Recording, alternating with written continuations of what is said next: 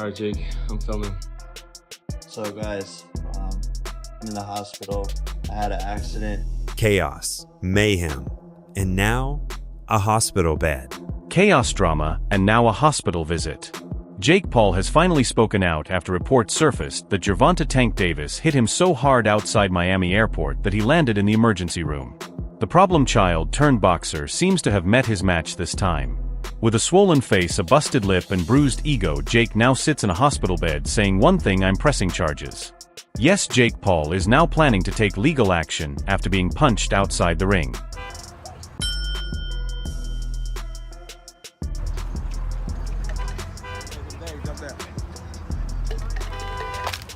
But how did things reach this point? This wasn't some random clash between celebrities. It was a feud that had been heating up for months and finally blew up in front of everyone. Let's go over what really happened and what it could mean for the much-awaited Tank versus Jake fight. So, obviously, didn't materialize. Was the next one Tank? Yeah, I mean, that was on the 1 yard line as well, but he has to rematch, Lamont Roach. He wants to get that back. And then we'll be back in discussions with Mr. Gervonta. But man, this is the nature of boxing. You have massive fights on the 1 yard line and things just fall through. As you're watching it, he was a gigantic favorite, and this is on the heels of the Canelo thing. Are you like, what the fuck is going on here? I don't know though, because I never really thought Tank was that good. It would just take the right fighter to pick him apart, to be honest. Someone who had high activity and wasn't afraid of his power. So I always saw so many holes in his game. So to me, it wasn't that surprising that someone finally gave him some good work. If you do fight, what weight would it be at? 195. Oh, wow. So he would go all the way from 40 to 95? Yeah, I mean, it would be an exhibition. Okay. And so what does that mean? Is that 3-minute rounds? Yeah, 10 3-minute rounds. And when you say exhibition, what are the restrictions on that? No restrictions, just the fact that we couldn't actually get it professionally sanctioned. Okay. Is that still of interest to you? If he wins the rematch and you beat Julio, is that of great interest to you later this year? It all began with a moment that quickly took over social media. Gervonta Davis was in Miami promoting his upcoming August rematch with Lamont Roach. Around the same time, Jake Paul showed up at the same airport for a reported Netflix promo shoot. According to witnesses, things started with some heated words and ended with fists flying. Since you lost, what's up, Jake? Where you going, Jake? Oh, he's running! He's running! Look at him! Sources near the scene say Jake mocked Tank about their rumored exhibition match, cracking jokes about his size, weight, and past legal troubles. But Tank isn't someone who takes insults lightly. Known for his short fuse, he didn't hold back after Jake went too far. What started as a shove quickly turned into a punch, and within moments Jake was on the ground.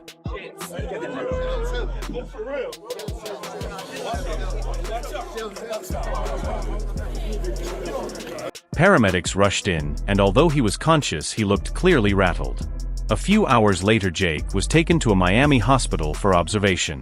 The injuries weren't serious, but the swelling was enough to make major headlines. Ow, ow. What would make it? Ow! Oh my god, we're holding hands. Oh my god. Ow. Ow! Oh. Why would it be infected? Say I do, say I do. Oh, bruh. Can I see that hand? So what did Jake say from his hospital bed? Just one line: I'm going to press charges. Whether he truly means it or is using it to stir publicity, the statement is enough to cast doubt on the upcoming Netflix fight. Tank's camp hasn't responded yet, but everyone knows Gervonta Davis has dealt with his share of legal trouble in the past. Let me ask you this. I was just talking to her. What if she told me that you beat the piss out of her and you jumped on top of her and started punching her in the face? Should I just go ahead and take that as... but don't you know... It's your side of the story. Give your side. You just talking to her though.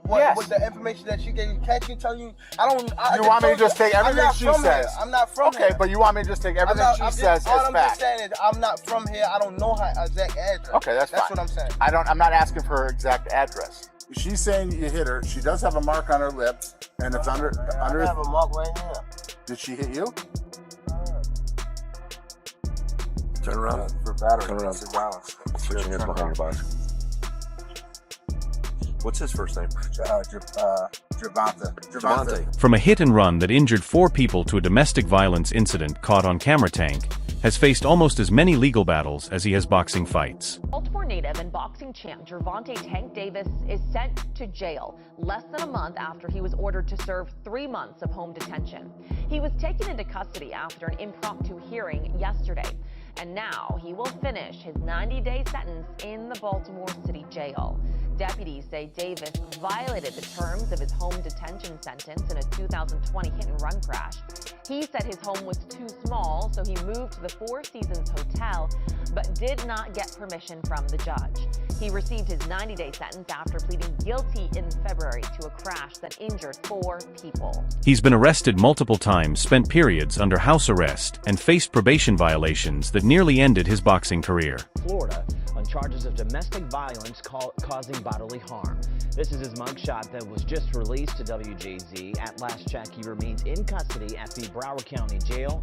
This is just the latest in his legal troubles. Davis is scheduled to appear in a Baltimore Circuit Court in February for his alleged involvement in an unrelated hit-and-run incident from November of 2020. Now with this alleged punch on Jake Paul, he could be looking at yet another charge. If Jake moves forward and the incident is classified as assault, Davis might face suspension from boxing, particularly with the tighter rules now in place for fighter behavior. Gervonta Davis walked out earlier today. That's after a judge gave him a $1,000 bond.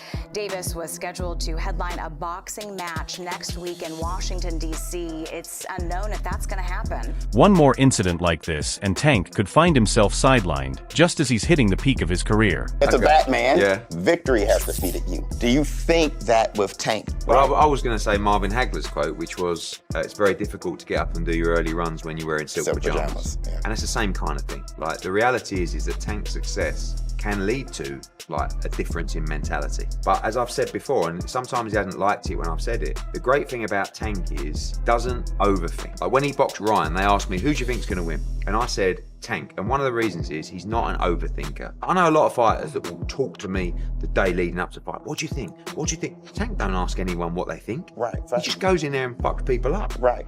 But now, maybe he's not that guy anymore. Maybe he's become a little bit softer. I just feel like that's a natural thing to happen to a fighter. The special ones stay that same guy. But this might be the thing that spurs him back to say, oh, I need that back. But here's the twist.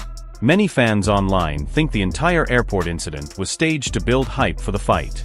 And honestly, the matchup needed some buzz because without controversy, it wasn't getting much attention. When we wanted the Loma fight when it was in its prime, him and Mayweather, their team just, they just danced around it. When we wanted the Devin fight for Undisputed, the belts don't matter. I could just give them to my kids because everybody's winning belts. Shakur, he's easy work, he's boring, but you don't want to unify against him. Keyshawn might have a chance. You feel me? It's just disgusting. We wanted the Bud fight too after he called him out, and we also would have took a Teofimo Lopez fight. But then his fans would say, oh, but they're too big. They're not in his weight class. What the fuck is Jake Paul? This is the bullshit I be talking about. Like, this shit does nothing for the sport of boxing, but in terms of the division of 135, it doesn't do jack shit. And the theory does seem to add up. Several cameras caught the moment Jake didn't suffer any real injuries, no arrests happened, and suddenly the fight is all over the internet. Eddie Hearn even mentioned in a DAZN interview that Jake vs. Tank is set for November right after Tank's August match with Roach. Coincidence or clever marketing, either way the hype blew up instantly. But on paper this matchup looks insane. Jake Paul weighs around 195 pounds and claims the fight will be at that weight while Tank competes at 135. That's a 6-division gap. Fight, what weight would it be at? 195. It would be an exhibition. Okay, so it was going to be an exhibition, not sanctioned, but no restrictions. You can knock each other out and shit like that. It was going to be at a catch weight of 195 pounds, 10 rounds, 3 minutes.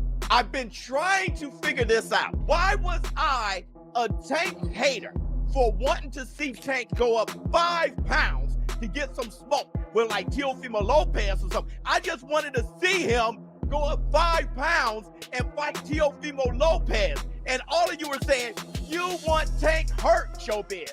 You a hater. You want him hurt. Then I'm convinced, okay, he's too small. but he can fight Jake at 195. This isn't just an uneven matchup, it's a serious risk. Putting a natural 195-pound fighter against someone who competes at 135 could be downright dangerous. Davis just posted that he would beat the brakes off of you if you guys fight. Yeah, I mean, I'll be down. Let's run it. Like, I'll be super, super down. I don't know. Gervonta needs Jake Paul. Let's be clear, right? Is there a height limit in boxing? Tank is one of boxing's most powerful punchers pound for pound, but size still plays a big role. If Jake can absorb Tank's shots and connect with his own, the momentum could change fast. Tank probably could get hurt. You know, this dude's 200 pounds at the end of the day, and it's not like he's a bum. No, he's not on Tank level, but a good big guy beats a great little guy. That's the phrase. This is a bad look. It's just, again, it's going to be hard for Tank to walk away from the big business that is this fight. It's a huge payday. I guess Tank fans definitely need to be worried. I know you guys think he's Superman. Jake Paul being 195 and then rehydrating. Tank fighting at 135, coming in at like 133, where people are like, man, look, he can make lightweight. That's a 60-pound gap. That shit got to be dangerous and even unfair. Can his punches even hurt Jake? It can't. And it's not just the size difference. Jake is demanding no judges, no headgear, and full knockouts. This isn't your typical exhibition match, it's essentially a real fight backed by Netflix. Was looking past Roach, and he wanted that Jake Paul fight, which I think Jake Paul would have beaten. Jake is way too big. Tank is 5'5", 135, soaking wet. Y'all think Tank is too small for 140. He ain't beating no heavyweight. I'm not joking. I don't think he would have hurt Jake. He would have to jump up to reach. I don't think he would have hurt him. I tell you this, it would have gone the distance, and people would have been laughing their asses off, and it wouldn't have been good for Tank's brand. I tell you that. That fight would have went the distance. Soon as 5'5" Tank is looking at a 6'2", 6'3" Jake Paul, y'all would be like, hold, wait a second. And Jake Paul be on spread out paws with that arm out and stepping back. And bro, I'm telling you, bro. I'm telling you. But that's cap, fine. We'll never get to fight anyway. So why is Tank agreeing to it? The answer is simple: the payday. But the boxing community isn't exactly thrilled about it. Tank, what do you think about the rumors of Tank and Jake fight? Man, Tank disrespectful to the sport if he choose that over fighting with me. I'm the best fighter in the sport. I've been telling him that, and he called cap on it. So if he won't call cap and say I'm not who I say I am, come prove it. The real concern is that all the Jake Paul drama could throw Tank off focus. Before the Netflix deal, the legal talk, and the hype, he still has an important rematch with Lamont Roach in August. Their first fight ended with plenty of controversy.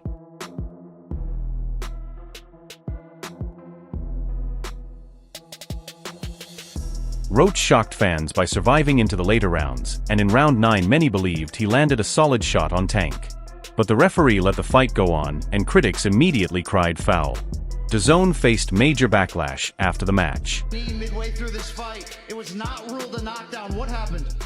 I just got my hair done 2 days ago, and she put grease in my shit, so the shit was like, you know, like when you sweating and things like that, and the grease come in my face, it burnt my eyes type shit. Damn, why y'all booing like I'm saying bullshit? Like, this is real facts. Come on, man. Look at my hair. I just got my shit done. But it's all cool, man. You know how I get. They love you and then they hate you. Turn around there. Roach has been putting in serious work for this rematch, and if Tank lets his focus slip, Roach could easily ruin his big Netflix payday. Matches that you fought, 0. What do you have to do to create enough separation where this don't happen again? Whew, that's a good question. It's going to be based on my training camp. I have to push myself a little harder. If that didn't give me the win, and I have room. I definitely have room. I'm not gonna lie, I have room. You believe you fought the best Gervonta, or do you think he got some more gears? 100% for a fact. I think he might have some more gears, but I fought the best Gervonta that night. I don't want people to get it misconstrued or whatever the case may be. He's a hell of a fighter. Hell of an IQ, great punching power, good speed, and a really good boxing ability. A lot of people underrate that. Don't think because of what I did, y'all think y'all can just go in there and think y'all can have the same night, you know what I'm saying, or do the same thing. He still will go upside your head and crack you, and you know what I'm saying, you might end up on the floor.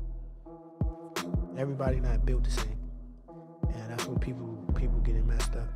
He did a whole lot of things that was good in that fight, a whole lot. And I'm telling you right now, if he wasn't as good of a fighter as he was, that would have been, you know what I'm saying? I would have steamrolled. Don't get that misconstrued. He's still the guy he is. Just he ran into a guy that's on the same level. And let's not forget Tank has been under heavy pressure ever since parting ways with Floyd Mayweather. Set you off that he was like, I gotta do that. A lot of people don't know that what Floyd do. He said. So you feel like it was a sub, like he was subbing you, like, oh, like he was going at me.